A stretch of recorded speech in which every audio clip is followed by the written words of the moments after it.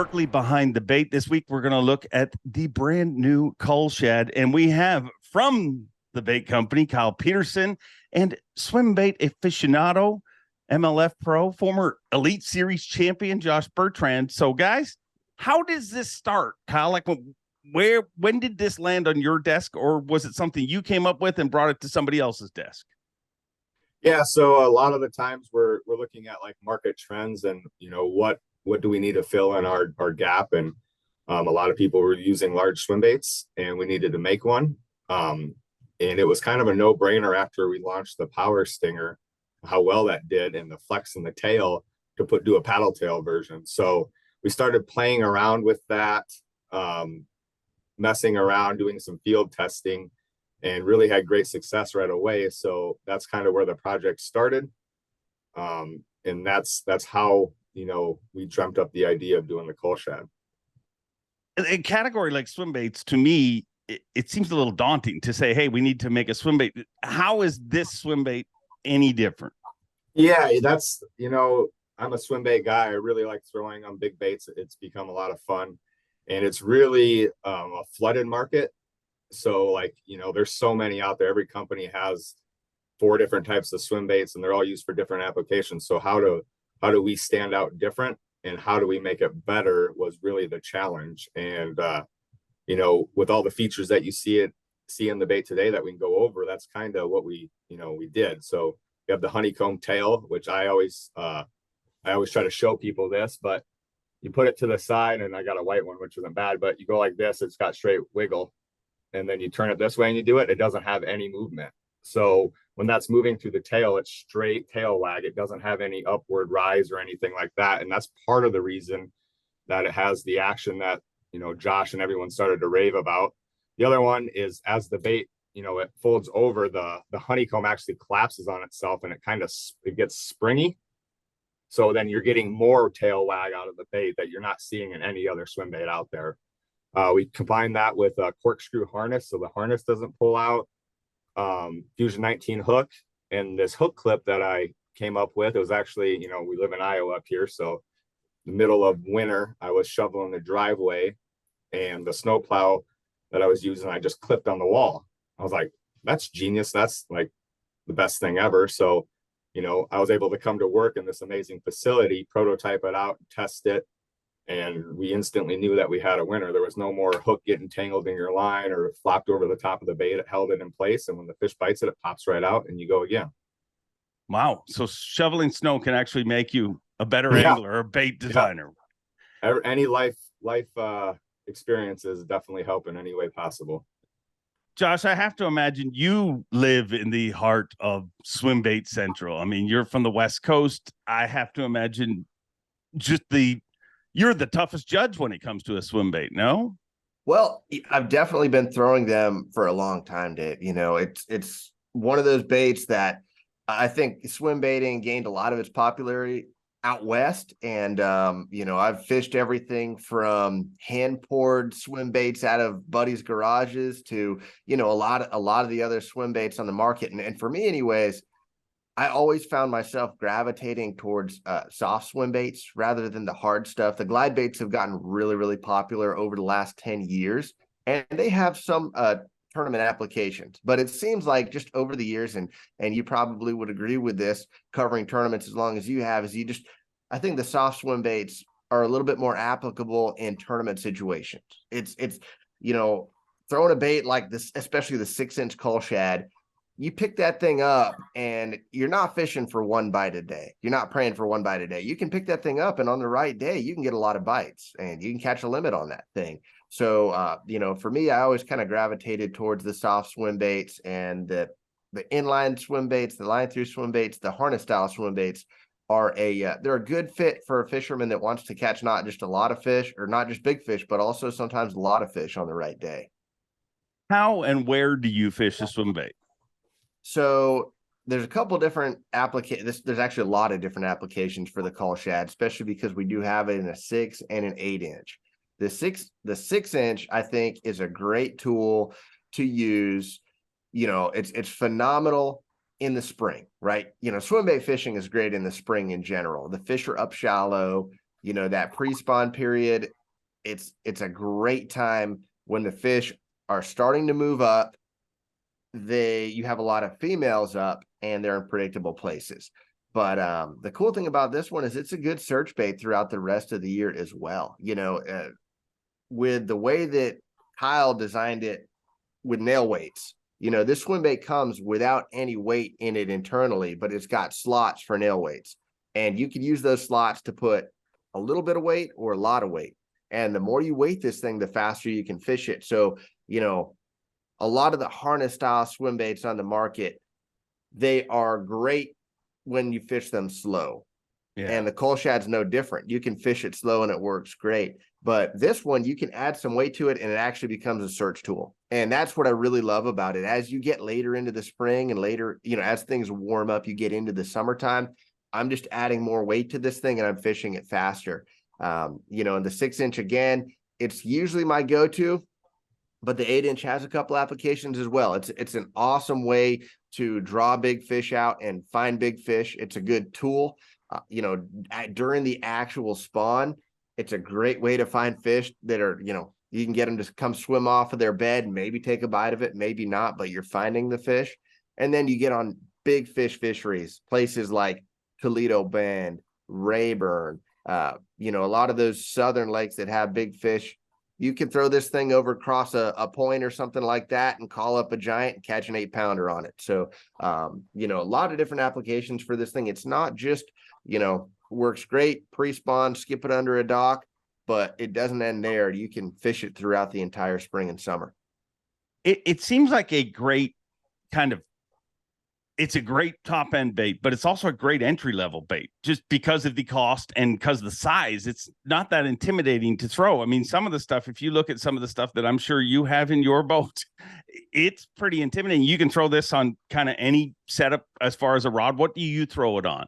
Yeah, that's a great point. The 6-inch, you don't need a special rod for, you know, and it's a big barrier to the swim bait universe. Usually for anglers, it's like, man, you know what?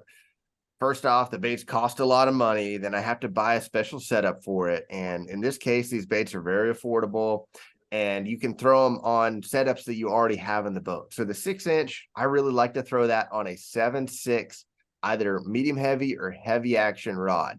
So, you know, Veritas, you know, a Fantasista X, a 7.6 medium heavy or heavy action rod. I'm going to throw it on a 6.7 to 1 gear ratio Abu Garcia STX reel, and then 17-pound fluorocarbon. You know, you could throw it on 15, you could throw it on 20. I've found that 17-pound trilene is a great mix in between. You know, it handles really well in the reel, but it's got plenty of strength, especially when you're, you know, throwing it around cover and stuff like that. But I mean, hey, a lot of guys already have that set up to throw, you know, a jig or, you know, a flipping bait, anything like that already in their boat.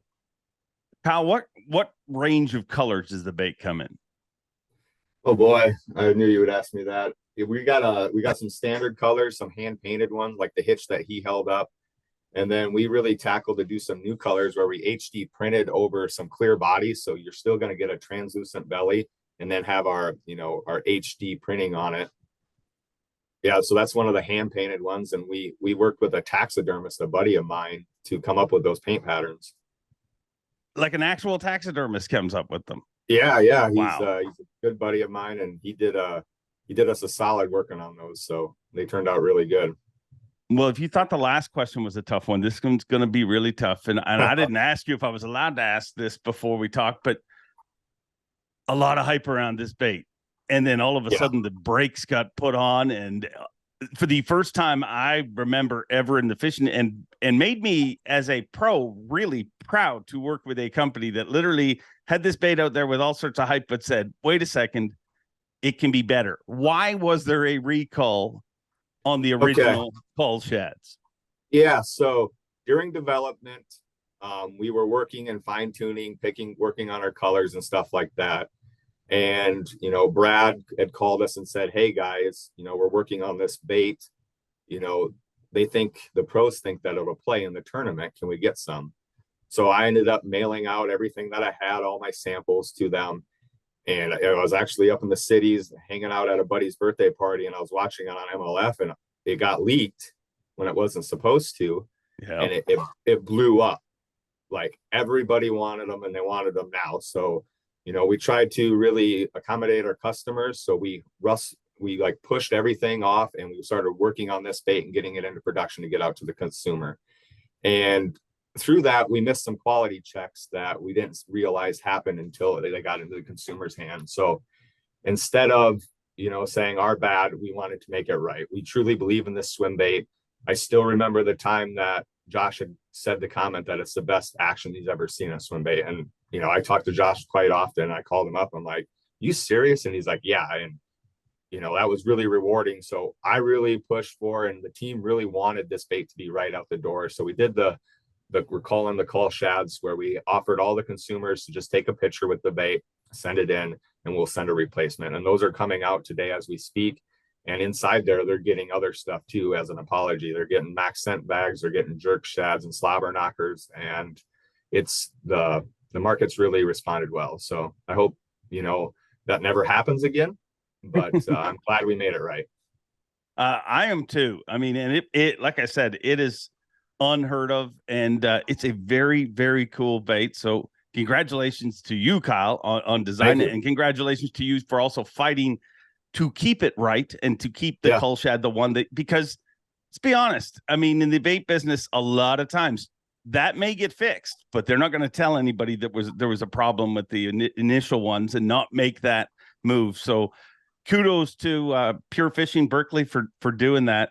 And Josh, I can't let you go without asking you for one sneaky little thing. What's something you do with that bait that you really don't want to tell us, but you will right now because I put you on the spot? Hey, that's cool. Yeah. So I'll say, you know, it's kind of an off the wall color that a couple guys, myself included, had to fight for to get included into the lineup. And it's the lime ice color. You know, it's a chartreuse. It's basically a transparent chartreuse bait with a bunch of holographic flake in it. And Dave's busting it out right now. Now, that's not a color. That's it right there. And that's not a color that you see a ton of swim baits in, but that's an amazing clear water color. And you don't think clear water when you think of a chartreuse bait like that, but I know, you know, you've done so much smallmouth fishing, Dave. You know how smallmouth respond to a bright colored jerk bait, a bright colored spinner bait. It's no different with this. That lime ice crushes smallmouth in clear water. It crushes largemouth in clear water. So, you know, that's an extreme color to throw, but it works. It's probably my favorite color in the lineup. And, you know, when I'm throwing that thing covering water in a clear water scenario, you know, I put a fairly heavy nail in there and I go. And that's that I would say that would be, you know, if someone's never thrown that color, they might look at it and say, I'm going to go with, you know, something that I know first, but give that one a try. It's definitely, it's my favorite in the entire lineup. With regards to the nail weights, when somebody goes to do that, is there any science to that, or are you literally just putting them in, running it beside the boat to see what runs best? You know, I think it's a mix there. You know, a great starting point is a 16th ounce nail. A 16th ounce nail in the back slot, you can't go wrong. That's where I really like to weight it. But again, depending on what you're doing, you could run it without a nail. If you're going to crawl it slow, you could go heavier. There are 2 nail slots. If you choose to use you could put like half a nail in the front nail slot, but that back nail slot, if you're looking to try your first CullShad, and you're not quite sure where to start, a 16th ounce in the back slot is a great place to start in my experience. Well, I'd say this video is a great place to start if you're getting into CullShads, because this has been Berkley Behind the Bait, the CullShad with bait designer and swim bait specialist, Josh Bertrand. Thank you guys very much. Thank you. That was fun. Thanks, guys.